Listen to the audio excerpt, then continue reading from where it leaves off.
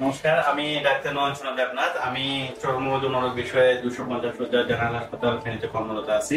আমি United medical সেন্টারে নিয়মিত চেম্বার করতেছি। আজকে আপনাদের আমি আমাদের চর্ম ও যৌন বিষয়ে একটা রোগ সম্পর্কে কথা বলবো। আজকে আমরা যে বিষয়ে কথা বলবো ওই রোগের নাম হলো আর্টিকারিয়া। আর্টিকারিয়া এটা একটা ভাস্কুলার রিঅ্যাকশন, অর্থাৎ আমাদের শরীরে অনেকগুলো সেল থাকে। এর মধ্যে একটা সেল হচ্ছে মাস্ট সেল।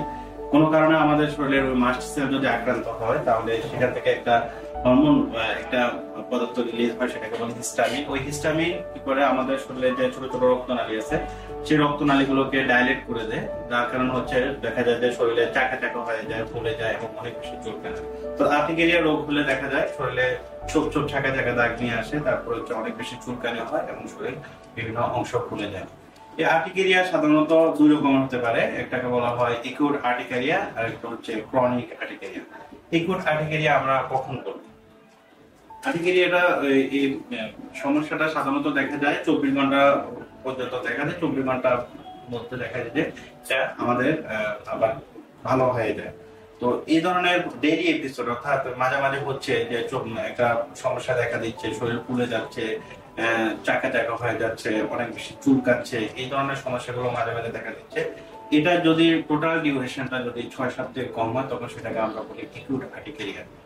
একিউট আর্টিকেরিয়া সাধারণত কি কি কারণ হতে পারে? একিউট আর্টিকেরিয়া সাধারণত হয়ে থাকে আমরা প্রথমত যেটাকে বলি খাবার।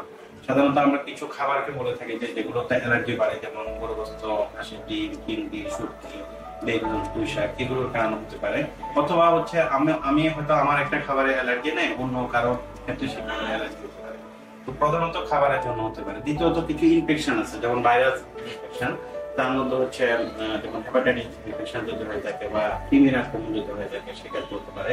কিছু ড্রাগ আছে, কিছু ওষুধের জন্য হয়, যেমন সাধারণত এনএসএআইডি বা কিছু অ্যান্টিবায়োটিকের জন্য, মানে ব্যথার ওষুধের জন্য এই একুট আর্টিকেরিয়াটা দেখা দিতে পারে।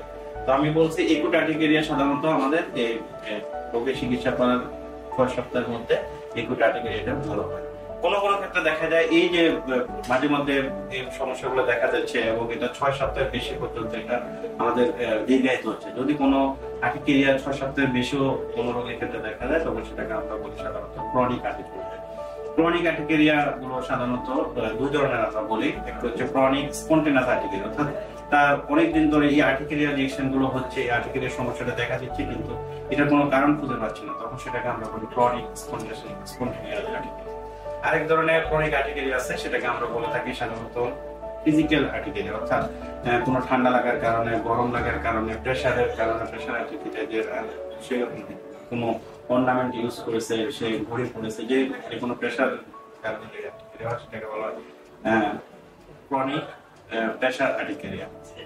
এছাড়া আর্টিকেরিয়া যেসব রোগীদের, এটা কারো কারো ক্ষেত্রে দেখা যায় যে হঠাৎ করে তাদের শরীরের বিভিন্ন অংশ অনেক বেশি ফুলে যাচ্ছে, যেমন তার চোখ ফুলে যাচ্ছে, ঠোঁট ফুলে যাচ্ছে, কান ফুলে যাচ্ছে এবং অনেক সময় তার শ্বাসকষ্ট হচ্ছে, তার শ্বাসনালীতে তখন মনে হচ্ছে তার শ্বাসনালী ফুলে যাচ্ছে।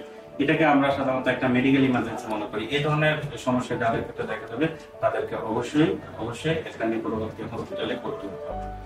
আর্টিকেরিয়ার ক্ষেত্রে ডায়াগনোসিস, আসলে আর্টিকেরিয়ার আমরা যারা ডার্মাটোলজিস্ট, আর্টিকেরিয়ার ডায়াগনোসিস আমরা সাধারণত করে থাকি ক্লিনিক্যালি, যে একটা পেশেন্ট তার দেখা যাচ্ছে চাকা টাকা নিয়ে এসেছে, সে কোনো অ্যালার্জি খাবার খেয়েছে অথবা কোনো ওষুধ খেয়েছে, অথবা তার দেখা গেছে তো কোনো একটা ইনফেকশন আছে, সেক্ষেত্রে তার আর্টিকেরিয়াটা দেখা দিয়েছে। এছাড়া আমরা তাও কিছু পরীক্ষা নিরীক্ষা রয়েছে, সেগুলো আমরা করে ট্রিটমেন্ট দিয়ে থাকি। আমি প্রথমে বলেছি যে আর্টিকেরিয়াটা হয় সাধারণত দেখা যায় যে আমাদের শরীরে একটা মাস্ট সেল আছে, মাস্ট সেলটা কোনো কারণে আঘাত হলে সেখান থেকে হিস্টামিন রিলিজ হয়, হিস্টামিনে আর্টিকেরিয়া রিঅ্যাকশনটা করে থাকে। সেজন্য আর্টিকেরিয়ার সবচেয়ে বড় চিকিৎসা একটাই ট্রিটমেন্ট, সেটা হচ্ছে অ্যান্টিহিস্টামিন দিতে হবে। রোগীকে একটা প্রপার অ্যান্টিহিস্টামিন দিতে হবে। তারপর কোনো কোনো ক্ষেত্রে আমরা সিস্টেমিক বা স্টেরয়েড দিয়ে থাকি। এছাড়া রোগীর তীব্রতা অনুযায়ী আমরা পরবর্তীতে অন্য কোনো ওষুধ দিয়ে থাকি। তাহলে বলবো যে যদি কেউ আর্টিকেরিয়া আক্রান্ত হয় তাকে অবশ্যই নিকটস্থ একজন চর্ম ও যৌন বিশেষজ্ঞ ডাক্তারের শরণাপন্ন হতে হবে এবং সঠিক চিকিৎসা নিয়ে সুস্থ থাকতে হবে। সবাইকে ধন্যবাদ।